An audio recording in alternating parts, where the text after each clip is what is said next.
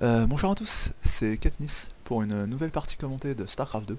Donc cette fois-ci un TVZ se déroulant sur District de Neokirk. On va retrouver l'ami Oswald qui a spawné en bas à droite de la map en terrain bleu et qui va être opposé à son adversaire du jour,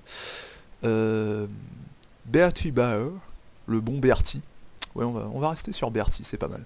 Qui a spawné en bas à gauche de la map en zerg rouge. Donc map district de Neokirk, je le rappelle, qui est une map à deux positions de spawn. Ce qui signifie que si vous êtes ici, votre adversaire est nécessairement ici. Une map, ma foi, assez équilibrée, je dirais. En début de partie, le petit avantage en zerg en début de partie, c'est que vous pouvez envoyer votre premier overlord directement en close position aérienne pour le placer, pour pouvoir scouter vers 7-8 minutes de jeu. Par la suite, en middle et late game, les spécificités de cette map, et je parle par là en fait du passage très étroit ici et ici. Vous voyez qu'il y en a deux, chacun étant couvert par une Xel'Naga. Autrement dit, sur cette map, si vous avez le contrôle des deux Xel'Naga, vous pouvez surveiller absolument tout déplacement terrestre passant par le milieu de la map. Ce que je voulais dire, voilà, c'est que l'avantage en fait en terrain sur cette map, c'est que en middle et en late game, vous pouvez littéralement couper la map en deux à l'aide de forteresses planétaires. Ce qui peut vous permettre d'avoir une B5 et B6 relativement, quasiment gratuite, j'ai envie de dire. Donc plutôt une bonne opération pour les terrains sur cette map. Et ce, quel que soit le match-up. Donc, du côté d'Oswald, on a eu la première baraque, un gaz qui est pris à 14. Du côté du Zerg, toujours rien. Vraisemblablement, on va partir sur une hatch first. Voilà, donc on a eu la hatch à 15. Oui, non, on a eu la hatch à 16. On a eu la hatch à 16, tout à fait. Toc, le premier overload qui va se placer, ça c'est normal. Le petit VCS qui va partir scouter. La station orbitale plus le premier marine qui sont envoyés. la spanning pool qui est envoyée à 16. Donc on a 16-16, un build assez greedy de la part du bon Bertie. C'est Bertie ou Bernie? J'ai un doute. Non, c'est Bertie. Ok, autant pour moi. Bertie qui a envoyé son deuxième overlord au milieu de la map, ce qui fait que, comme vous pouvez voir, il n'y a absolument rien pour couvrir. Ça, c'est la vision de la couveuse de Bertie. Ce qui fait qu'en cas de bunker rush, voilà, il envoie. C'est justement l'utilité de ce petit drone qui vient scouter, qui n'est pas de bunker planqué derrière le champ de minerai ou ce genre de petite fouinerie. Et Dieu sait que quand on joue contre un joueur comme Oswald, c'est spécifiquement le genre de strat de pute dont il faut se méfier. Les deux petits marines. Des haricots du pauvre, pour ceux qui auraient vu Starship Trooper. Donc le petit VCS qui va venir prendre l'info, checker, voir qu'il n'y a pas de gaz. On a deux queens envoyés du côté de Bertie, hein. Je vous rappelle que comme il n'a pas pris de gaz, il a un petit excès de minerai, ce qui lui permet de popper ses deux queens assez rapidement. Il en popera probablement deux autres une fois que les deux premières seront sorties. Du côté d'Oswald, ok, donc on va partir sur Facto Réacteur, la B2 qui va probablement pas tarder à être lancée, ce petit marine qui est en train de checker un éventuel Overlord qui pour le coup est passé sur le côté et qui va venir checker les gaz, voir si le deuxième a été pris. Probablement. Donc le petit VCS qui va s'en aller, avec deux Zergling Goku, mais vraisemblablement ça va aller. Les deux Queens qui ont été envoyés, en plus des deux qui sont déjà sortis. Ouais, voilà. D'accord, alors ça c'est assez intéressant de la part de... C'est assez intéressant de la part de... Ça devrait faire, voilà. Assez bonne micro de la part de Bertie, parce que je vous rappelle qu'un Zergling c'est 25 points de vie, alors il faut quand même réagir assez rapidement pour pas se les faire choper au niveau d'une rampe. Ouais, je disais que c'était assez intéressant de la part de Bertie, en fait il a envoyé sa première queen directement au niveau de la choc de sa B2 pour pouvoir expandre le creep. Habituellement, beaucoup de joueurs en fait consacrent les deux premiers 25 points d'énergie de la queen en inject. Lui il a consacré les 25 premiers en inject et les 25 seconds pour expandre le creep. Ça c'est un petit marine qui a soif de sang, qui va vouloir essayer de cuire l'Overlord, mais je vous rappelle que depuis le buff des Overlords c'est relativement difficile pour le terrain de parvenir à les choper avec un seul marine. On a un deuxième gaz qui est pris de la part de Bertie, un spatioport qui est popé ma foi assez rapidement de la part d'Oswald. Oswald qui pour le coup a vraiment très peu de marines, en fait je crois même qu'il en a que deux. Non, il a 3 marines, pardon. 3 marines, quelques hélions, d'accord. Ok. 2 Evo Chamber, un terrier de cafard, les 2 queens, plus un aiguillon rampant. D'accord, bah manifestement le bon Bertie qui est pas rassuré, ou tout du moins qui a fait un build... qui a fait pardon, un wall, ma foi, assez compact, j'ai envie de dire. Je m'explique pas vraiment la présence de cet aiguillon, peut-être tout simplement qu'il voulait sécuriser sa game, hein, j'ai envie de dire pourquoi pas. Un aiguillon, bon bah c'est 150 de minerais si je fais pas d'erreur. Non, c'est 100 de minerais, autant pour moi. Bon bah 100 de minerais pour sécuriser un wall, hein, j'ai envie de dire pourquoi pas après tout. Pendant que la première Banshee va sortir, première Banshee non cloquée, et alors ça c'est assez intéressant, le bon Bertie qui nous balance direct sur la chambre des veaux le plus 1 d'attaque à distance. Donc vraisemblablement les roach qui vont pas être là uniquement pour deny, les tourmenteurs, mais probablement pour faire du dégât. Voilà, donc les tourmenteurs qui check un petit peu en haut du wall. Ils sont essentiellement là pour prévenir le travail de Creptumor, hein, je précise. Ce petit Overlord qui va avoir l'info très rapidement, qui sait que ça va partir sur Banshee. C'est d'ailleurs pour ça, vous pouvez voir que Bertie a repopé 2 autres queens, en plus des 4 qu'il avait déjà, il doit en avoir 6. Ouais voilà. 6 queens. Bon, vraisemblablement il aura pas de... Voilà. Il aura pas de grands problèmes... Il aura pas de grands problèmes à s'acquitter de cette Banshee. Banshee d'ailleurs qui ferait bien d'essayer de faire un petit peu de kill, là elle est un petit peu en train de se toucher sur le coin, c'est un peu dommage.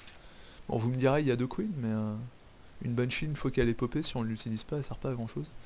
C'est du pognon qui est investi un peu pour rien, j'ai envie de dire. Donc on a la B3 du côté du Zerg, plus une macro couveuse qui doit être ici, qui ont été popés. 7 Zelnaga qui a été pris, 2 Overlords ici pour prémunir de tout drop ou toute Banshee, ce genre de truc. Les lions qui sont pris en charge par quelques roach. La Banshee qui va s'attaquer ici à la Queen, malheureusement il y en a 2 et je doute que la Banshee fasse du dégât. Donc une Banshee de mort et aucun dégât du côté de Bertie, pardon, autant pour moi. Oswald qui avec son culot habituel prend B3, mais alors complètement à l'arrache, hein, je veux dire, il y a quoi pour défendre, que je me marre. Il y a 10 marines, 1 tank, 3 tourmenteurs, mais on y va, il n'y a pas de souci. C'est comme ça chez Oswald, il a grillé la B3 chez le Zerg, bah pas de problème, moi aussi je vais prendre B3, rien à foutre. Bon, ce qui est bien pour Oswald, c'est qu'il a pas mal de bâtiments de production, dont 2 baraques avec réacteurs, ce qui fait que les marines vont pouvoir popper assez rapidement. Il a pris ses 4 gaz assez rapidement d'ailleurs, l'ami Oswald. Ce qui va lui permettre d'amortir son spatioport ainsi que le réacteur qui est dessus en popant pas mal de medivacs, ça peut être assez intéressant. L'amélioration tank siège qui va pas tarder à se finir, le plus 1 d'attaque qui a été lancé il y a très peu de temps, le plus 1 de défense et le plus 1 d'attaque à distance qui sont déjà finis du côté du Zerg, mais je crois que je l'avais déjà dit. Le back à bending qui est lancé du côté du Zerg, on pop encore davantage de roach, et la spire qui est lancée. D'accord, spire plus back à bending, roach, la vitesse roach qui est recherchée, le plus 2 de défense. Vraisemblablement du côté du Zerg on va peut-être avoir un simili timing push à base du plus 2 de défense, plus quelques mutas, le tout sur bending roach. C'est quelque chose que pour ma part j'ai quasiment jamais vu, donc on va voir ce que ça va donner. Là on a le petit poche Terran qui s'enflamme un petit peu là, qui va pas tarder à se retrouver confronté à une masse conséquente de roach et de zerglings. Oh là là là là. Ouais, assez bonne, très bonne concave de la part de Bertie, hein. Vous avez vu, il a bien espacé ses troupes avant de prendre la fight. Et il est rentré dans le lard en profitant de l'avantage du nombre. Pour le coup, Oswald qui a eu la présence d'esprit de rapatrier le peu d'armée qui lui restait dans un Medivac, donc ça c'est plutôt pas mal. Le problème c'est que là qu'on peut voir, il y a 54 Zerglings en production en plus de ce qui reste d'armée à Bertie, ce qui fait que bah là pour le coup l'ami Oswald, fort heureusement qui a fait une PF, va se retrouver dans la panade, j'ai envie de dire, hein. Là, bon, ce qui va bien pour lui c'est qu'il n'y a pas de banning, donc... Mais à mon avis ça c'est des Zerglings qui vont pas tarder à se faire morpher. L'armurerie qui est tombée du côté d'Oswald, mais ça vraisemblablement c'est pour rechercher plus de d'attaque ou plus de défense, pendant qu'on a 22 banlings qui sont en construction. Donc là on va avoir un push assez sévère, Zergling, banling, roach et muta. vu que les mutas vont pas tarder à popper. Alors il y en aura pas des masses, mais il y en aura néanmoins quelques-unes. Ouais, Berti qui pour le coup a une assez bonne macro, je dois dire, hein, considérant le fait que ouais, il est monté très rapidement à une masse conséquente de 60 drones, et ensuite il a fait quasiment que des unités. Enfin là il commence à refaire des drones, mais c'est parce qu'il sait très bien qu'il a l'avantage. Il peut se le permettre. Là pour le coup la PF qui a vraiment volé en éclats, et Oswald qui a eu la présence d'esprit de rapatrier en urgence ses VCS. Les deux tanks qui pour le coup étaient assez bien placés, donc là on a que 4 mutas mais qui vont s'acquitter sans mal de ces tanks, je pense. Aïe aïe aïe aïe aïe aïe. Encore ma foi, une assez bonne prise de fight de la part de Berti, hein. Vous pouvez voir qu'il n'envoie pas comme un gros bourrin en appuyant sur Haki. À chaque fois il s'efforce de bien espacer ses troupes et comment dire, de bien cibler les unités qu'il attaque. Alors on peut voir que les Banling en fait ont bien pris le parti de ne se relier que sur les marines.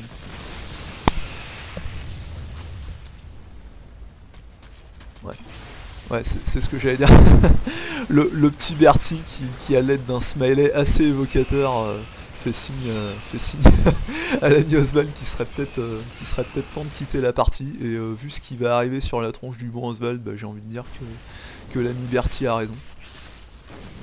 Enfin bon, Oswald est Terran, hein, donc on peut pas lui en vouloir. Je veux dire, jouer Terran suppose faire une défense épique, même quand on est certain à 100% qu'on va perdre, et être maneur. Bon, pas nécessairement, mais là en l'occurrence Oswald l'est, donc c'est tout à son honneur. GG. Ça c'est pas mal, GG écrit comme ça.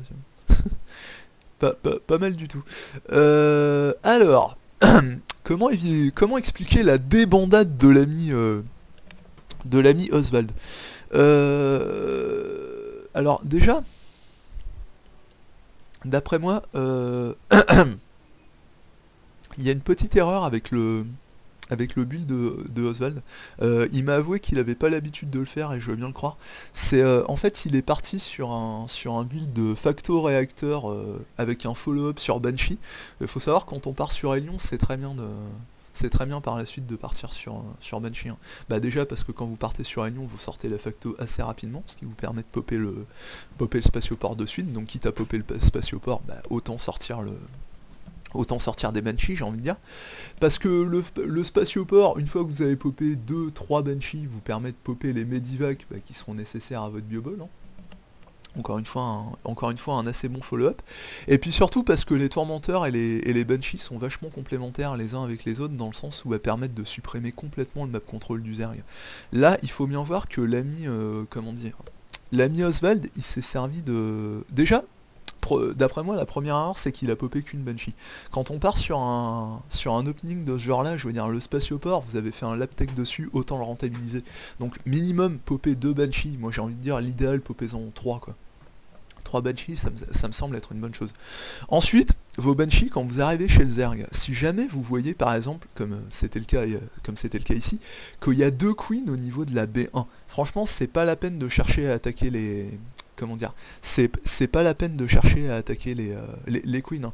Je veux dire, une Banshee, ça bat une queen en mano à mano, mais de justesse. Donc s'il y a 2 queens, c'est évident que si vous n'avez pas le cloak, vous allez vous faire défoncer. Alors à ce moment-là, qu'est-ce que vous faites avec votre Banshee? Tout simplement, vous la baquez. Parce qu'il faut bien voir que les Banshees, vous les rentabilisez pas seulement en tuant les probes au niveau des couveuses, hein. Les Banshees peuvent être très rentables, par exemple, en supprimant l'expansion du creep. Je veux dire, une Banshee plus un scan, ou 2 Banshees plus un scan. Je vous rappelle que 2 Banshees, ça one-shot une creep tumeur, hein, pour ceux qui ne le sauraient pas. Ce qui fait que pour peu que vous fassiez un scan et que vous ayez 2 Banshees, je peux vous assurer que vous dératisez le creep du Zerg assez rapidement, hein. Les Banshees, en fait, très tôt en début de partie, ont également l'avantage de pouvoir prévenir le Zerg de prendre sa B3. Bon, là j'avoue, j'ai pas fait attention au timing de B3 du Zerg, donc du coup, je sais pas si la Banshee aurait pu empêcher le Zerg de la prendre.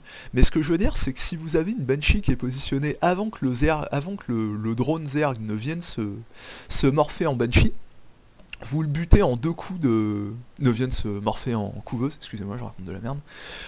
Vous le butez en 2 coups de Banshee et vous pouvez délayer indéfiniment la B3 du Zerg. C'est d'ailleurs une des raisons pour laquelle Berti, en bon Zerg qu'il est, a très vite expandu son creep au niveau de sa B3. Ça permet, si jamais il y a une Banshee, de faire très rapidement venir 1 ou 2 queens pour pouvoir chasser la Banshee et ainsi poser B3 en toute sécurité. Voilà, donc tout ça pour dire que d'après moi en fait l'ami Oswald a pas pleinement utilisé le BO qu'il a sorti. Bon encore une fois je pense que c'est dû au fait qu'il a pas pleinement l'habitude de l'utiliser. Ensuite deuxième erreur, bah, tout simplement quand il a pushé, je veux dire, il est arrivé sur le creep comme un gros bœuf. À proximité du grip comme un gros bœuf. Je rappelle que l'intégralité de son armée en fait s'était fait scouter au niveau de la Xel'Naga, hein.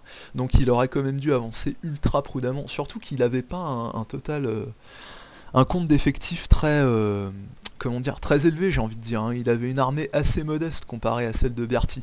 Bon là pour le coup Berti, si je ne me trompe pas, Berti est diamant et ça se voyait, il avait vraiment une très bonne macro. Donc clairement l'ami Oswald s'est fait out macro sur cette partie. Mais il n'empêche que Oswald s'est avancé un petit peu trop, de façon un petit peu trop hardie, j'ai envie de dire. Ce qui d'après moi lui a coûté quasiment toute son armée.